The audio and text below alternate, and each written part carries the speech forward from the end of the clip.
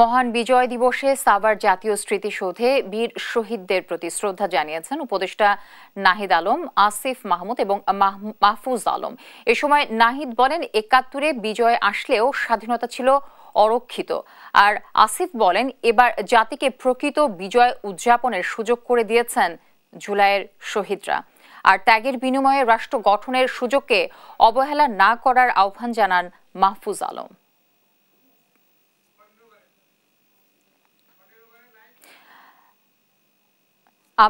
দর্শক, আমরা আবারও জাতীয় স্মৃতিসৌধে ফিরবো। সেখানে আছেন আমাদের সহকর্মী সাদাত নিশাদ এবং দেওয়ান ইমন। আমি শুরুতেই নিশাদের কাছে যেতে চাই। নিশাদ, শুনতে পাচ্ছি নিশ্চয়ই আমাকে? নিশাদ, সাধারণ মানুষের ঢল কেমন দেখছেন জাতীয় স্মৃতিসৌধে? কি বলছেন তারা? জ্যোতি, ধন্যবাদ আপনাকে। আসলে আজকে আমরা এমন একটি দিনে দাঁড়িয়ে আছি যে দিনটা আসলে বাঙালি জাতির জন্য সবচেয়ে গৌরবময় একটি দিন। দীর্ঘ ৯ মাসের রক্তক্ষয়ী যুদ্ধে এবং ৩০ লক্ষ শহীদের যে রক্তের বিনিময়ে আমাদের যে অর্জিত স্বাধীনতা, যাকে বলে দানে নয় অর্জন করে নেওয়া স্বাধীনতা, সেই অর্জিত স্বাধীনতার যে মহান বিজয়, সেই বিজয় দিবস আজ।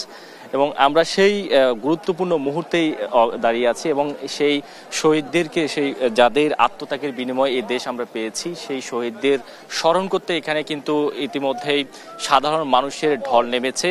আমরা যদি একটু সাধারণ মানুষের ঢল দেখানোর চেষ্টা করি, একেবারে শুরুর দিকে গেট থেকে শুরু করে এখন কিন্তু মানুষ ক্রমশ যেখানে শ্রদ্ধা নিবেদন করছেন, যে স্মৃতিসৌধ, সেই স্মৃতিসৌধের দিকে এগোচ্ছে এবং একে একে কিন্তু শ্রদ্ধা নিবেদন করে যাচ্ছে। আমরা দেখতে পাচ্ছি জাহাঙ্গীরনগর বিশ্ববিদ্যালয় থেকে শ্রদ্ধা জানানো হচ্ছে এবং এইবার যে ভিন্নতায় দুটি গেট করা হয়েছে, যেখান থেকে এক পাশ দিয়ে মানুষ ঢুকছে এবং আরেকটি গেট যে একটি দিয়ে মানুষ বের হচ্ছে, যেন কোনো ধরনের কোনো বিশৃঙ্খলা না হয়। সেই বিশৃঙ্খলা এড়াতেই মূলত এবার এই ভিন্ন উদ্যোগটা নেওয়া হয়েছে এবং সেই সাথে আইন শৃঙ্খলা বাহিনীর ব্যাপক এখানে তৎপরতাও আমরা লক্ষ্য করতে পেরেছি এবং সেক্ষেত্রে যেন কোনো ধরনের অপ্রীতিকর ঘটনা না ঘটে, সেক্ষেত্রে আইন শৃঙ্খলা বাহিনীও তাদের পক্ষ থেকে সজাগ আছে বলে আমাদেরকে জানিয়েছেন। এবং গেটের বাইরে যে দৃশ্যটি, সেটি হচ্ছে র্যাব থেকে শুরু করে পুলিশের টহল টিম রয়েছে, তারা একটু পরপর আসলে প্রত্যেকে অনেকটা চেক করে, যাদেরকে সন্দেহ হচ্ছে চেক করছে।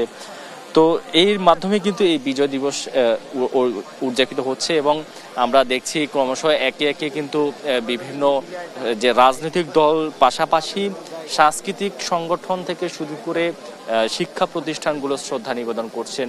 এবং আমরা যেহেতু সাভারের পাশে জাহাঙ্গীরনগর বিশ্ববিদ্যালয়ে আমরা দেখতে পাচ্ছি তাদের যে বিভিন্ন সংগঠনগুলো রয়েছে, যে শিক্ষক পরিষদ থেকে শুরু করে বিভিন্ন হল রয়েছে, সেই হলের পক্ষ থেকে শুভেচ্ছা জানানো হচ্ছে, শ্রদ্ধা জানানো হচ্ছে এবং একে একে শ্রদ্ধা জানিয়ে তারা বেরিয়েছে। এবং সেক্ষেত্রে তাদের যে প্রত্যয়, আসলে এই বিজয়ের যে মুহূর্ত, সেই বিজয়ের ২৪-এর বিজয়ের প্রথম বিজয় দিবস এটি।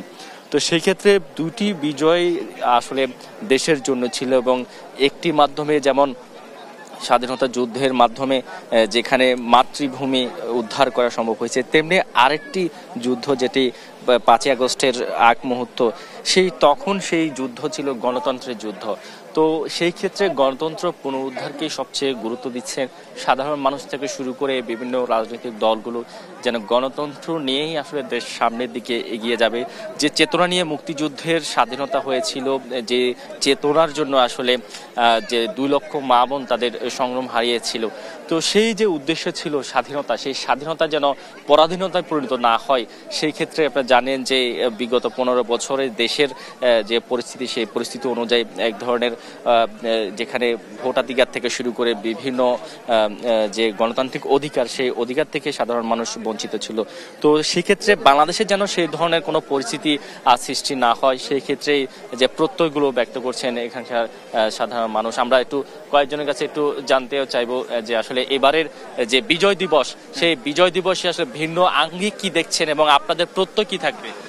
হ্যাঁ, নতুন বাংলাদেশে আমরা নতুনভাবে যে স্বাধীন করেছি, নতুন এর আগে তো আমাদের স্বাধীনতা ছিলই এবং ১৬ই ডিসেম্বর আমরা প্রতি বছরই পালন করছি। এবছর একটু নতুন আঙ্গিকে দেখতে পাচ্ছি, দেখে খুব ভালো লাগছে যে আসলেই আমরা একটা নতুন বাংলাদেশ পেয়েছি এবং ভালো সুন্দর একটা বাংলাদেশ পেয়েছি। এখন আগামী দিনগুলো যেন সুন্দর এবং সুষ্ঠু মতো যেন দেশ চলতে পারে, আমরা এই কামনা করি নতুন বাংলাদেশে। এবং আমাদের এই স্বাধীনতার জন্য সর্বত্র বজায় থাকুক। ধন্যবাদ আপনাকে। আসলে এইভাবেই কিন্তু সাধারণ মানুষ যারা আছে তারা কিন্তু তাদের যে প্রত্যয় সেটি কিন্তু দেশের যে পরিবর্তন সেই পরিবর্তনটাকে তারা বেশি ফলো করছে, অর্থাৎ সেক্ষেত্রে যেন এই আগামীর যে বাংলাদেশ সেই বাংলাদেশ হবে বৈষম্যহীন, যে বাংলাদেশ হবে গণতান্ত্রিক দেশ, এমনটাই প্রত্যাশা এখানকার শ্রদ্ধা জানাতে আসা সাধারণ মানুষের। তো যদি এই ছিল সাভা স্মৃতিসৌধ থেকে আমার কাছে থাকা সবশেষ খবর। নিশাত থাকুন আপনি। আমাদের আরেক সহকর্মী সাবরিনা মজুমদার একই জায়গায় আছেন, স্মৃতিসৌধে আছেন, আমি তার সাথে যুক্ত হচ্ছি। সাবরিনা, আপনাকে বিজয় দিবসের শুভেচ্ছা জানাচ্ছি। সাবরিনা, আপনি জানাবেন যে আসলে এই বিজয় দিবস ঘিরে সাধারণ মানুষের মধ্যে আসলে উৎসব উদ্দীপনা কেমন দেখছেন এবং ঢল কেমন দেখছেন মানুষের?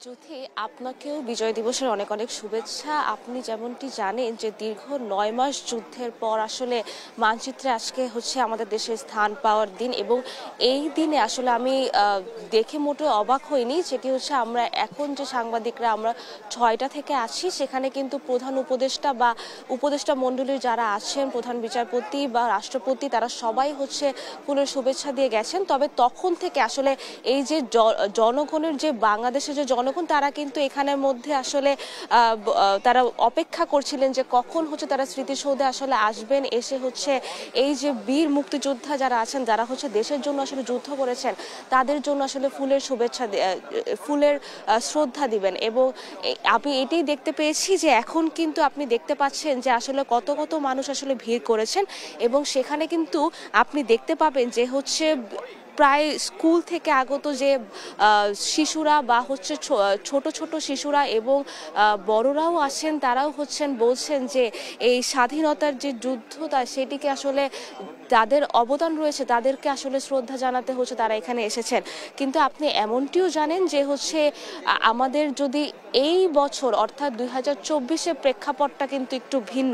এই প্রেক্ষাপটে কিন্তু আসলে প্রতি বছরের ন্যায় আসলে সেরকমটা না, এটা কিন্তু একটু আলাদা। কারণ হচ্ছে আমাদের আরেকবার হচ্ছে স্বাধীন হয়ে এই বিজয় দিবসের যে স্বাদ, সেটি কিন্তু আসলে এখানে তরুণরাও দেখিয়েছেন যে প্রত্যেকের অধিকার যাচাই, প্রত্যেকের অধিকার নিশ্চিত করার জন্য, আর প্রত্যেকের অধিকার উৎসর্গ করার, সেটিও কিন্তু এখানে প্রমাণ পেয়েছে। তো প্রেক্ষাপট ভিন্ন হলেও আসলে বিজয় দিবস কিন্তু আসলে বিজয় দিবস, সেটি আসলে এখানে এখন তো আসলে আপনি কম দেখতে পাচ্ছেন জনতা। আস্তে আস্তে সময় বাড়ার সাথে সাথে আসলে আরো উৎসুক জনতা আসবে, এবং তারা কিন্তু এসে আসলে শ্রদ্ধা জানাচ্ছেন এবং নিজেদের চেতনাকে ধরে রাখার আসলে আপ্রাণ চেষ্টা করবেন।